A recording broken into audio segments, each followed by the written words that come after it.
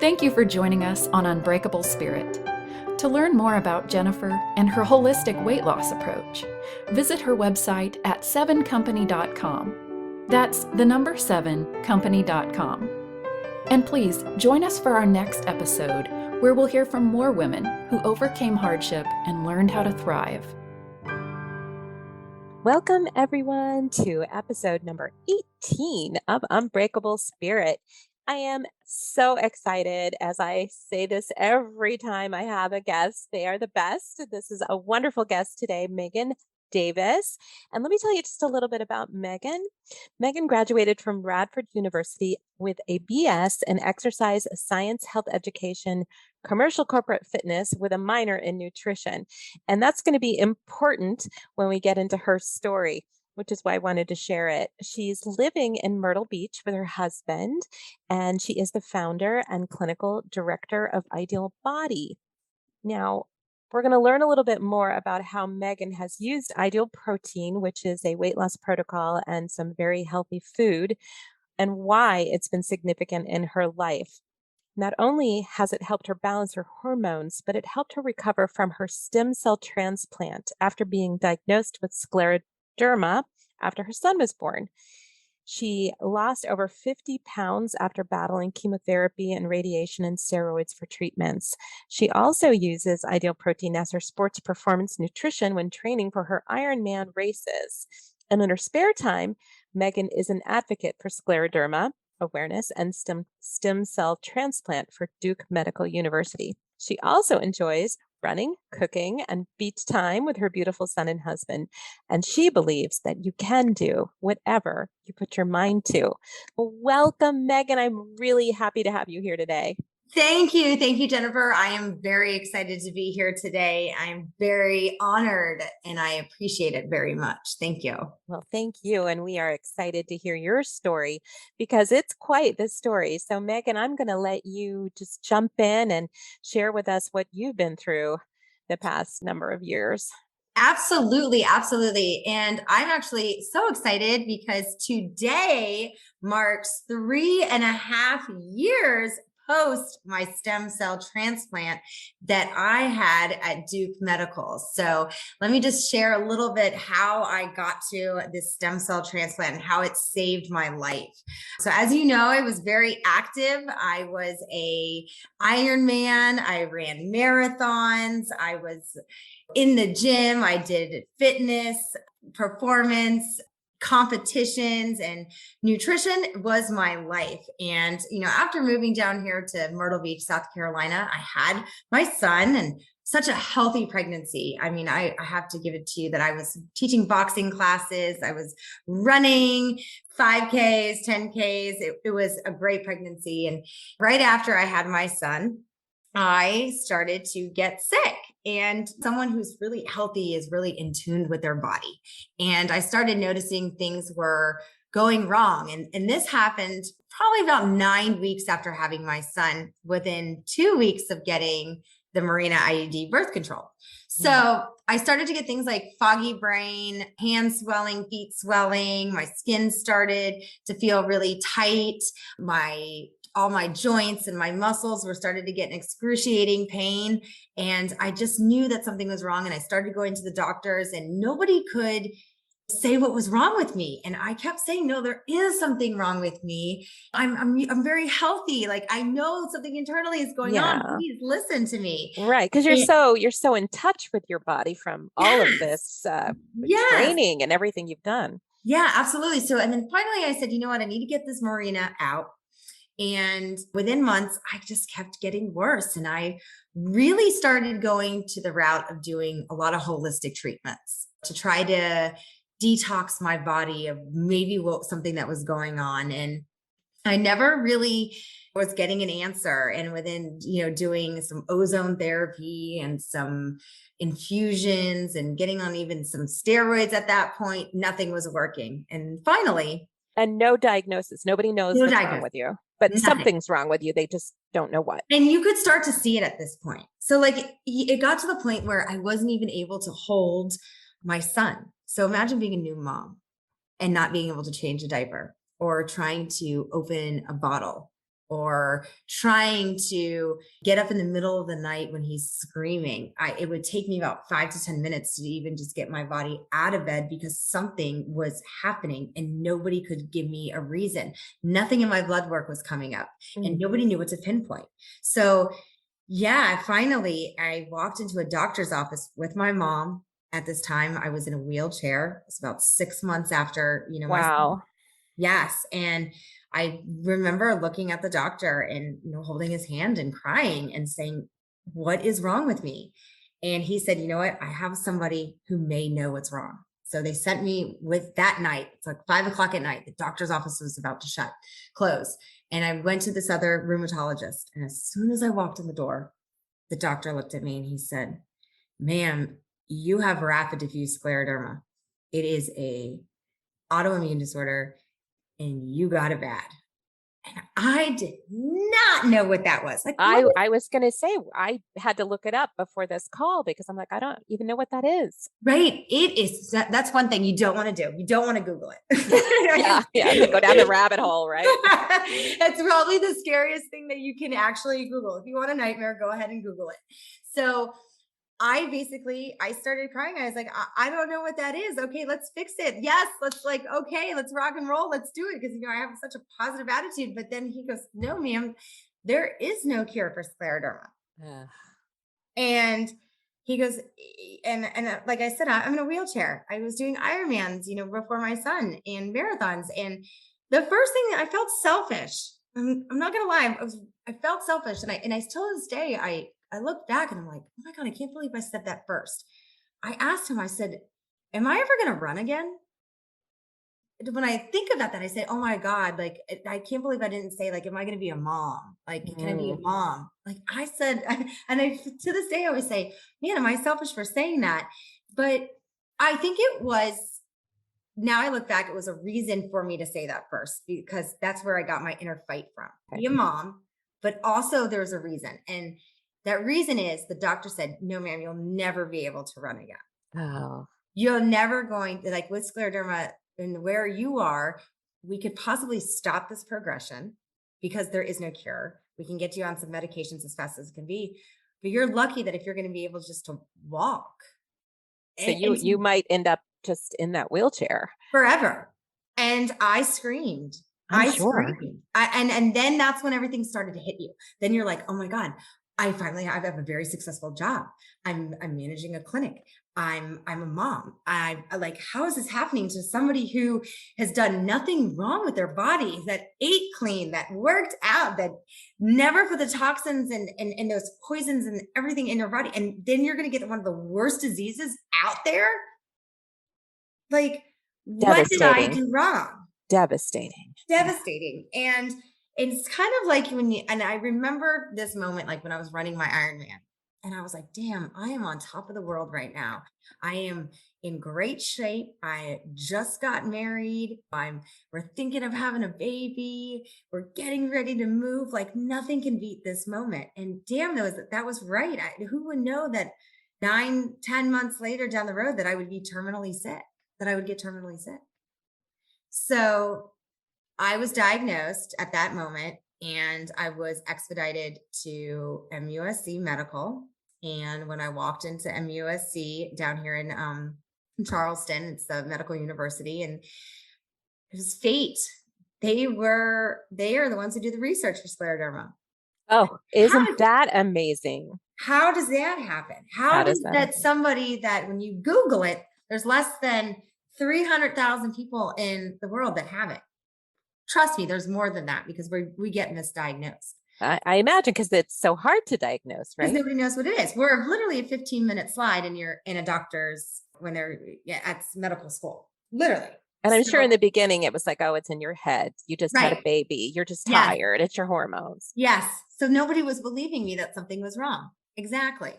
And the doctor looked at me and said, and I remember crying again and saying, "I cannot leave my son behind. Like No. he is 8 months old and I have not been able to take care of him. I have a great mother who ended up living in Virginia and ended up moving down here to South Carolina to help me because I couldn't get up. I couldn't hold him. I couldn't take care of him." So the doctor said, "There is something that you could do." And I said, I'll do it. Literally, there's no thinking at this point. As a mom, you put your kids first and decisions. I was going to do whatever it took to get better.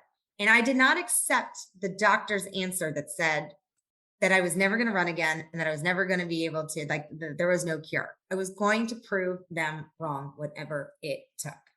So I got that in my mind. Like, I was going to kill scleroderma. I was going to be the first girl, or the first scleroderma warrior, we call them warriors, to run a marathon. I was going to be the first scleroderma to be cured. I was going to be the first of everything for scleroderma, because I couldn't accept that my fate was I was going to die of scleroderma. Well, this is your fierce inner spirit. Yes. So this is why this became the race of my life.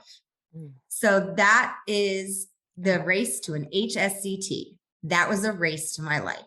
I was training my whole life for this moment. Everything that I put in my body was getting me prepared for this. And I knew it. I knew there was a reason. And this was it. So I said, okay, what is the answer? And he said, well, I could send you to Duke Medical and you can have something called a stem cell transplant. I said, sign me up. Yeah, you're like, whatever, I'm doing it. Yeah. He's like, do you know what that entails? I said, I don't care what it entails. Yeah. I said, I'm going to do it. He goes, we don't even know if your medical insurance will cover it. I don't care. Oh, wow. But I'll find a way. Ma'am, it could be over $300,000. My parents will take a close out of their house. Like I'm such a close with my family. We're very united. We say we're Newell Davis strong. So we were going to do whatever it took to make sure that I got better. And there was going to be no obstacles. No obstacles. So it wasn't like I had to think on this. The doctor was like, do you understand you could die doing this? Well, I'm going to die anyways. Yes. Right. Because what they've given you, how long were they giving you? They were giving me so that was in September 2018, and they were giving me till May 2019. Which about not even quite 6 months, right? No, not even. They said that I could just enjoy the rest of my time with my son and my family, which wasn't enjoyable. There's nothing. Well, yeah, you couldn't even hold him. No, I was called the couch mom. That's what I called myself. My mom would have to bring the baby to the couch and then the baby to me. And I would feed him. I would still be a mom. I still wanted to be a mom. So I would feed him, but everybody had to like bring him to help you in every way. So, and I decided right then, I said, sign me up for this. And they said, okay, well, you have to become a candidate. I'm like, how do you become a candidate? Is it a trial or these trials? It was no longer a trial. It was actually, it's out of the trial stage. But they said that, well, you would be number 3 at Duke. And I said, okay, well, let me talk to number 1 and 2. And I started my research on the stem cell transplant. And what they do with that is you get your cells generated. So they pulled from my bone marrow, my stem cells. And then they would clean and purify them. This is what they do at Duke. They do it differently at other facilities, but this is Duke's way. And then what they do is they give you 2 days of full body total radiation. They're just like killing everything, right? Killing everything. You name it from top to bottom. I mean, they protected my heart, my kidneys, and my lungs, but everything was getting blasted. It's probably the hardest thing that I've ever had to do in my whole entire life. It was about 8 to 10 hours for 2 days. About 20 hours of radiation in 2 days. Meghan, was it painful? It was only painful because I had to stand and sit on a bicycle seat while they were blasting me with radiation. Really? So, and then I thought, well, how messed up is this that I'm an Ironman and I'm sitting on a bicycle seat and I'm getting blasted. So there's like all these things were like happening. Like, I'm never going to run again. Blasting me on a bicycle seat. Like, that's like surreal. Like, really, when you think about it. Yeah. Really, like, yeah. So you're killing me you're killing everything inside of me. On the thing that I love the most. That I love to do the most. And honestly, to this day, I have yet to really sit back on my bicycle. Is it? It's mental. PTSD there. Yeah. Terrifies me. So I'm trying to visualize this in my mind. If you're on this, you've got to sit on this bike for 8 to 10 hours. So it took 8 to 10 hours for me because at this point I was stone. My skin turned to stone. My joints wouldn't move. And to have me sit still holding myself up. It was like you're sitting on a bicycle seat and your feet were on a platform and your hands were holding on to something on the side, and you can't move, because if you move, then you can risk hurting your kidneys and your lungs and everything else. And then you could do more damage down the road. So at the time I was getting radiation, I was also getting chemotherapy done at the same time. Oh, So yeah. yes. So then I was nauseous and I was sick. So getting blasted with radiation, trying not to vomit, listening to Christian music, and repeating my son's name over and over again. Austin Davis, Austin Davis, Austin Davis, Austin Davis. So that is how I got through with it. So what could have taken 2 hours took me like 10 hours because of how hard it was for me. So would you have to tell them to stop? Is that Yes. is that why, and take a Mhm. break? And I would then, have to stop. I would have because to I'm take- sitting there thinking, I don't know how I would do that, even for 2 hours. If you Yeah. can't move and you got to sit still. It That's really just, hard. it was the worst. Some people, yes, radiation is tough. Sometimes people think it's a breeze and it's easy for them, depending on your situation and what. But for me, it was probably the worst thing. And I have pictures of it. And when I see other warriors go through with it, it triggers me like something else. Talk about panic, talk about anxiety. It brings up a lot of fear, the fear of the unknown again with Mhm. the disease. After they blast you with the radiation, then you go through ATG therapy, which is another form of chemotherapy. It's very, very strong. And then I went through Cytoxin, which is another form of chemotherapy. And that was up until they call day 0. On day 0, once they've killed off your whole entire immunity, they give you your stem cells back. So there I was laying in the hospital bed. I had my husband there and I had my dad there, and I received my stem cells back. And that is my rebirth. So I celebrated my birthday on that day 0. I was getting my second chance of life.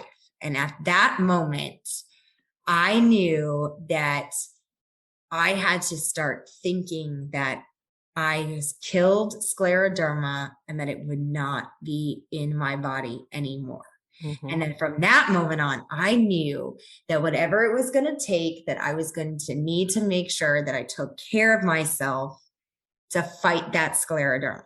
So there is nothing stronger than a mom who is fighting for their life.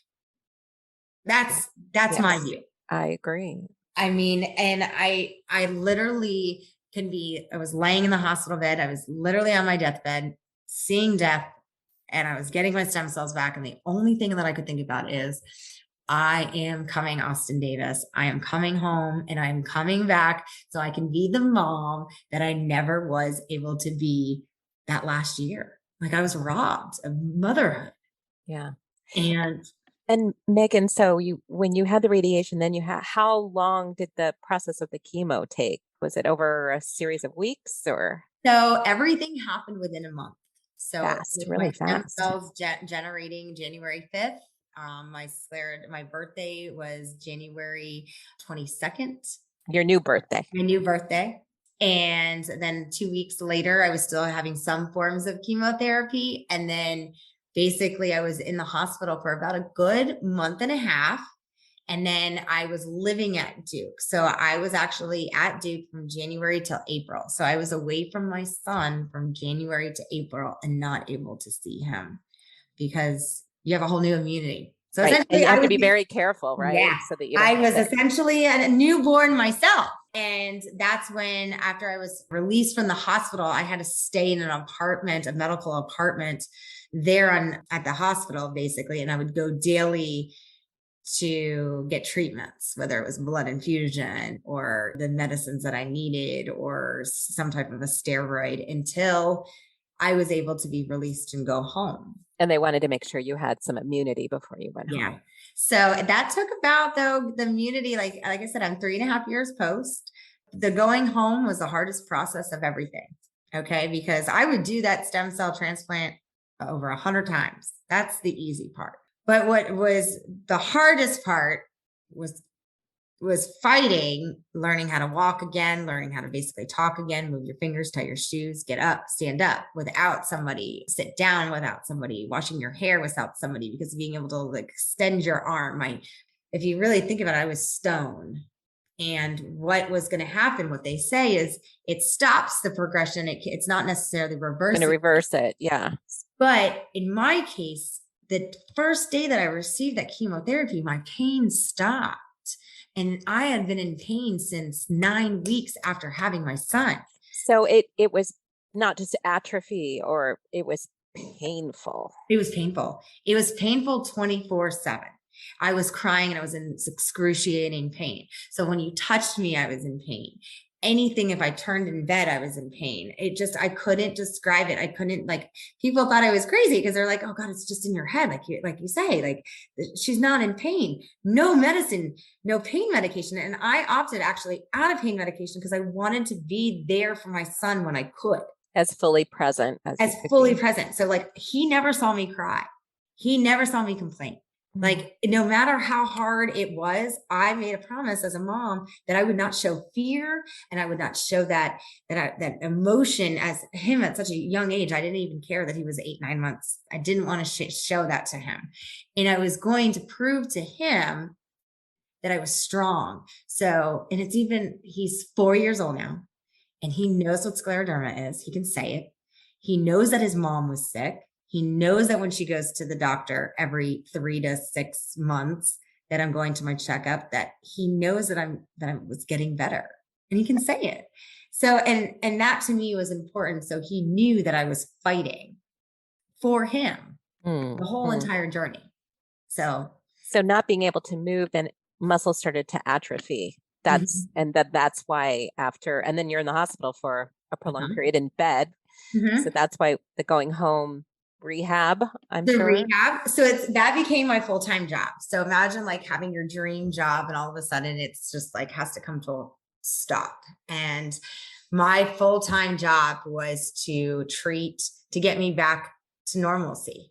So scleroderma is a connective tissue disease disorder. It basically ate away all my muscles and my tissues. And I was an athlete, and imagine having no muscle anymore. Learning how to lift my leg up. I would have to use my own hands to lift my leg up to move it.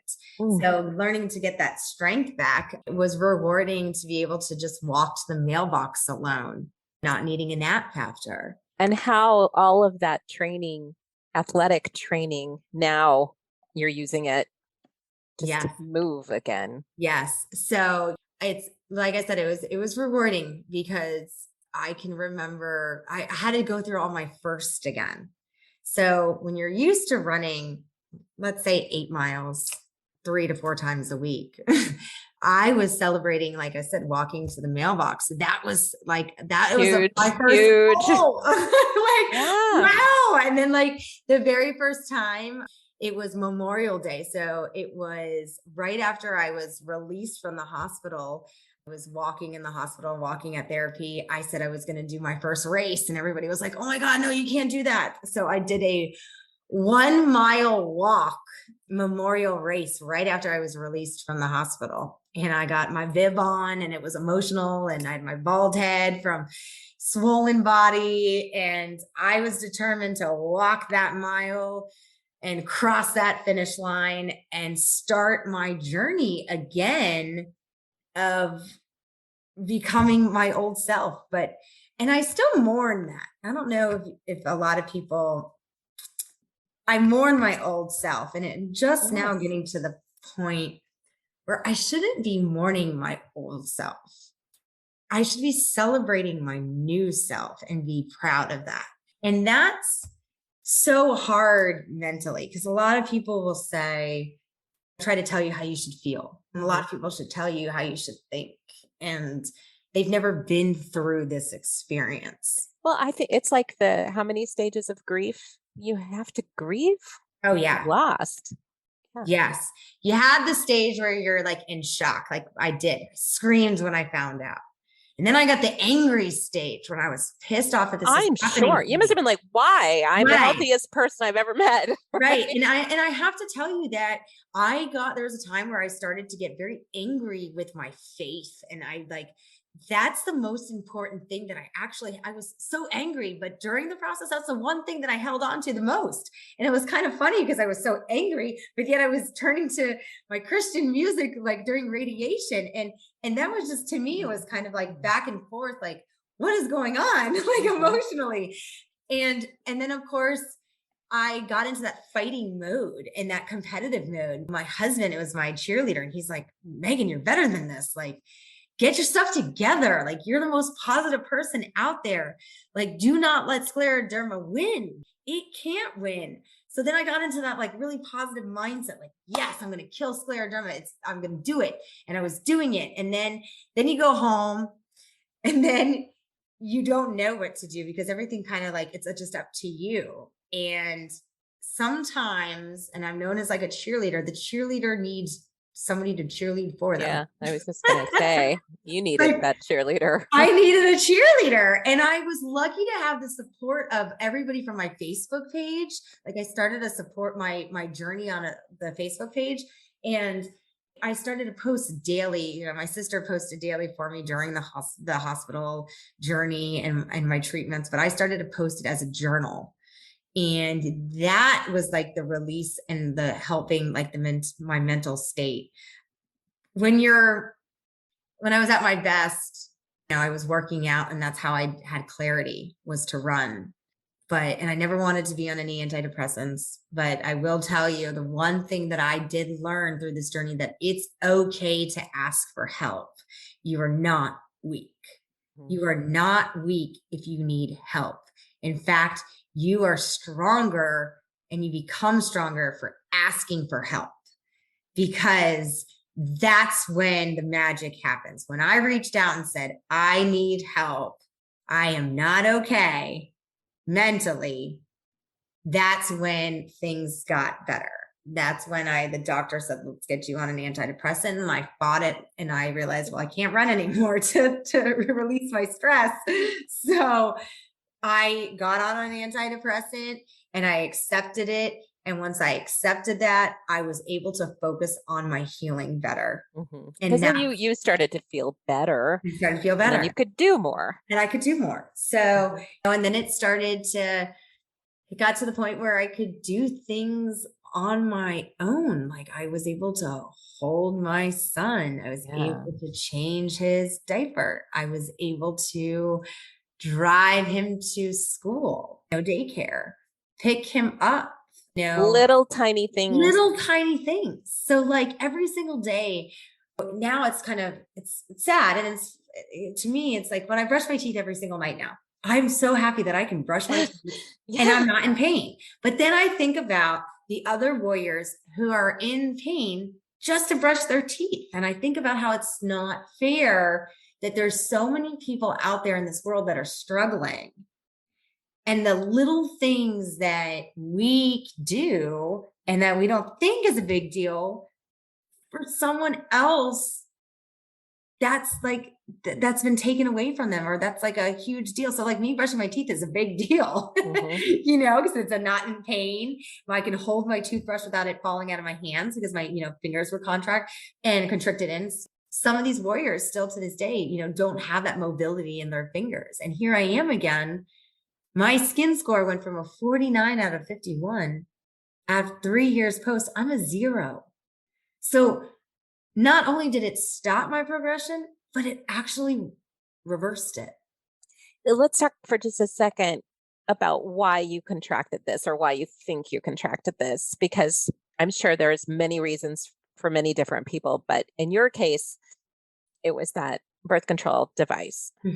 So you become, like I said, intrigued with your body, everything that I put in there, when you're training for a race, so how you need to fuel yourself and keep your body going. And the day that I put that Mirena IUD birth control, and I really didn't want to do it. So I went in with the mindset, like, do I want to do this? Because this doesn't seem right to me. And, a doctor had advised me that, because I was nursing, that this was going to be probably the best decision for me so I can continue nursing for my son. So they believe that because putting a foreign object in my body, it rejected it. And it also had triggered the autoimmune responses in my body. So I was officially diagnosed with the rapid diffuse scleroderma, but it also, the Mirena IUD birth control triggered lupus, fibromyalgia, rheumatoids, and rheumatoid arthritis. So it basically was ruining my body and it was at a hold. And as soon as that foreign object was put in there, it set off alarms internally and said, oh, this shouldn't be here.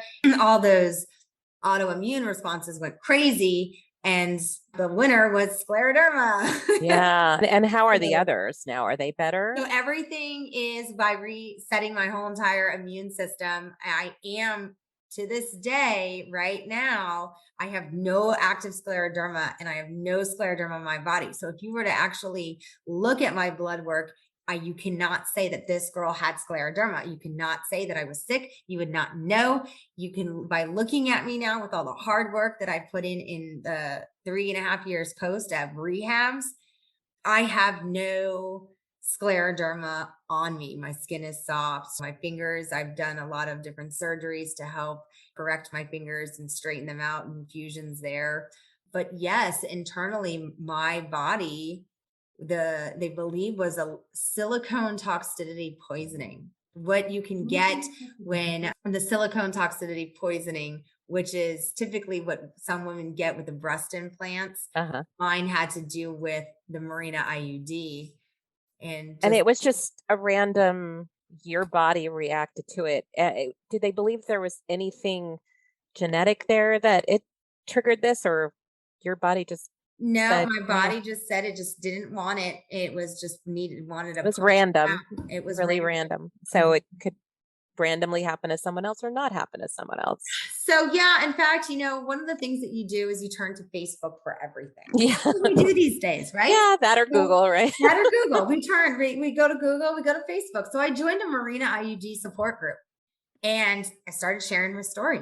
Did anyone else get an autoimmune disease from the Mirena IUD? Boom, boom, boom, boom. All these responses come out.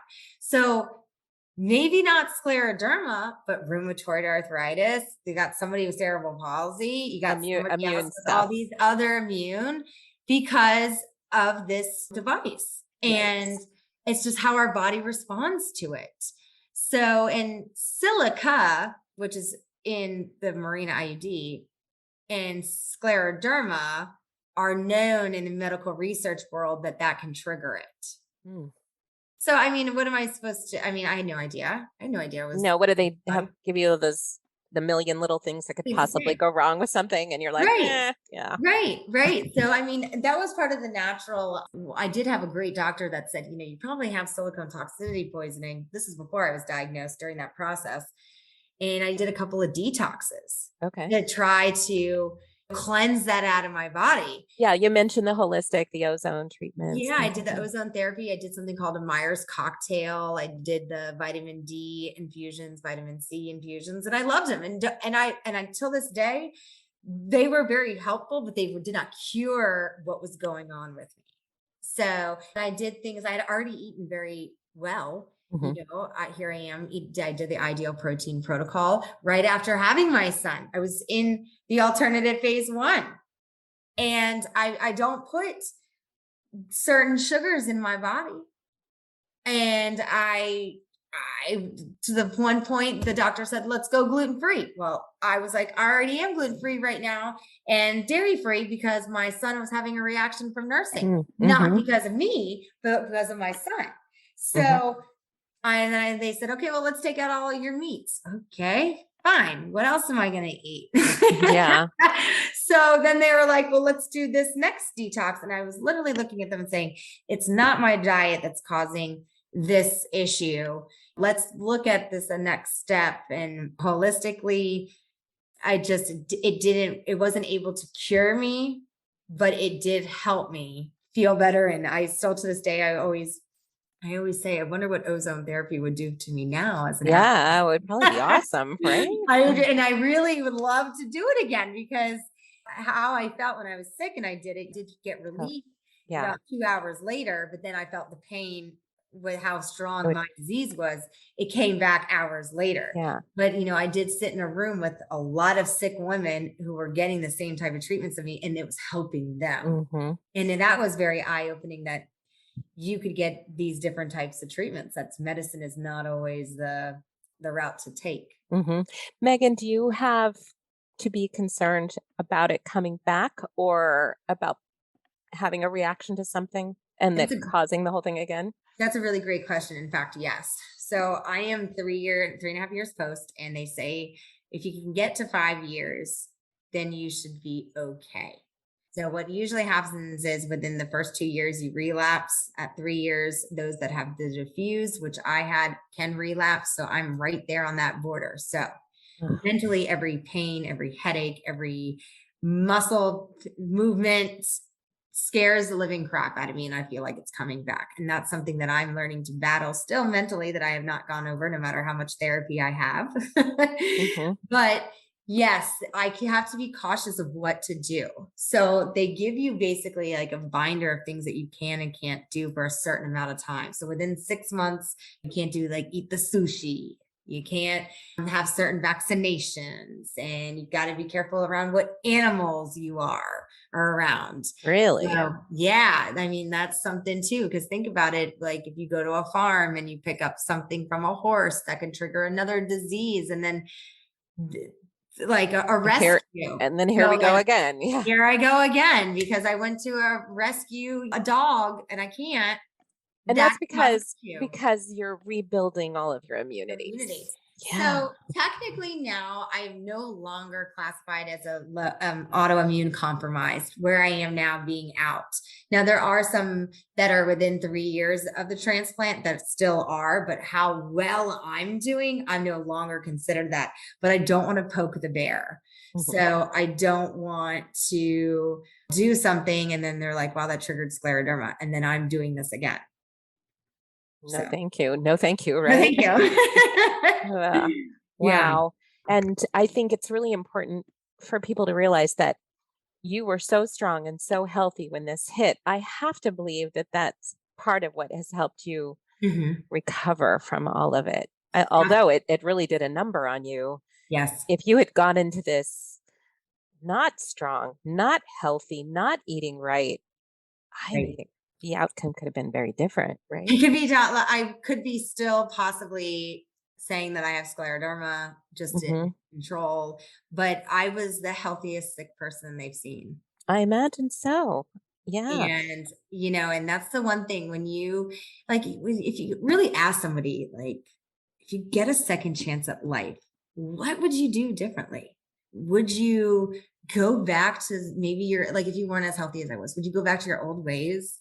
Or would you use this as an opportunity to be like, yeah, I'm going to treat my body like the way that I always should have treated it? Hmm. And I made that commitment that I was going to continue and do it even better the second time around, to make sure that something doesn't trigger my scleroderma, if it's Well, diet and nutrition or yeah, because you've been given the greatest gift of all, this a second chance. I had a podcast guest on and she went through leukemia. And she has developed a platform called Armor Up for Life. And she talks so much about how important it is that we be as healthy as we possibly can be, because at some point we may be faced with something devastating. And she spent a year in the hospital, could not see her 2-year-old son for a year. yeah. And she also talks about the PTSD of that whole experience, and she's actually out advocating and trying to make changes in the whole hospital system, and getting help for patients who do have this PTSD, or this whole idea of let's get healthy, let's be as strong as we can. Not that it means that we won't ever get something, but she said when the doctor says you have a 25% chance of living, you want the whole 25%. You don't want Mhm. it to be 10% of the 25%. No, it was a very eye-opening conversation that we had. And you're just a perfect example of this healthy person who got something very unfair. Right. But and And she's right. She is right. One thing, and I'm a big advocate now for scleroderma. So, June is Scleroderma Awareness Month, Mhm. and it's going to be hidden. There's other big things that happen in June for awareness, and scleroderma is at the bottom because nobody knows what it is. Mhm. So we just recently lost our biggest advocate, Bob Saget, Full House. He was our advocate. He raised millions. His sister had it. He had a movie for Hope about his sister, and it's on Netflix. You can watch it. I recommend you have a box of tissues with you, because that is similar to my type of scleroderma. Scleroderma is different in everyone and how it affects you. Mine was more skin. It didn't hit my heart, my kidneys and lungs like the others. Like there's other parts of scleroderma that, don't even look sick, but you're so sick internally. So, and one of the things though in the hospital, like she's right in advocating, is the mental health awareness of what you're going through. You get a diagnosis, you got the cure, a treatment, or a plan of action to help you with that. But one of the things that is really left out is the mental part, as how to help you get through it, whether you're in the hospital or whether you're sent home. I was lucky I had a therapist that Duke sent in for me during that time. But then when I got home, you didn't know what to do. And it's the feeling, the fear, like of the unknown, of it coming back, or being separated from your son for how many months, or the frustrations and setbacks. You're doing well, and then you're set back 2 more months. And then, so it's definitely an emotional toll. And she's right. The like mental awareness. It's time to step up the game. Absolutely. And because that can really make a difference in an outcome. And you were so fierce in your determination and your positive affirmations and your focus. I'm sure that all of that made a real difference in your outcome. Yeah. Meghan, we just touched briefly on it, but for our listeners that might be curious about what ideal protein is and how it might help someone else, can you share a little bit? So Ideal Protein is a medically supervised program where it really focuses on burning your fat and building lean muscle. And I've utilized it as a tool my whole entire life. I utilized it probably it's now about 10, 11 years ago, and it helped me regulate my hormones. So I was someone who had endometriosis and was having a hard time getting pregnant. And then look, I got pregnant. So that was my tool to help me get pregnant. And it was the tool to help me train during my Ironman. I utilized it for my sports nutrition. So that was a tool there. So I had to really maximize my performance with my Ironman and marathon running. And then right after I, had my son, I was able to get back on the protocol and lose my baby weight. And of course, going through this process, I utilize the products for my nutrition because I wasn't able to absorb all the protein, get the nutrients in my body. And so is a tool that I've used my whole entire life. And basically, if it wasn't for Ideal Protein and what I learned, sometimes I say, like, where would I be right now? I mean, would I be here to say this right now that, eating clean and fueling your body correctly is the reason why? Yeah.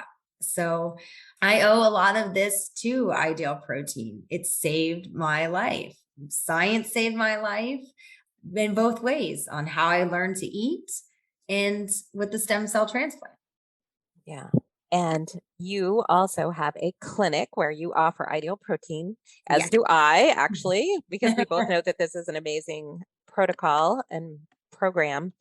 And you can help people lose weight and get healthy. Yes, I have a clinic in South Carolina, Ideal Body Myrtle Beach, and I have a fantastic coach who is running my show, and she is down here and she offers virtual. And so we are changing people's lives every single day. We're helping them with the sports nutrition. That's something that we heavily focus on, or just focusing on getting your mind in clarity after a traumatic situation that you've been through. So yes, and it's very anti-inflammatory. It's really good stuff.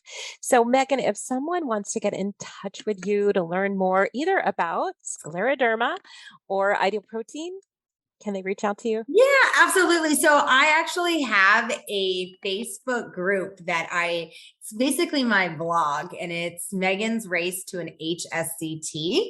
And that is a private Facebook group, and you're more than welcome to join. You have everything about my journey from being diagnosed to learning how to fight your insurance company to get it approved, to medications that I was on, learning, going through the whole entire process, and then the recovery, the mental aspect, and then the scleroderma awareness, of really educating others on this disease and how it can affect you and others. I like to take time and actually talk to scleroderma warriors or those that were just recently diagnosed and afraid.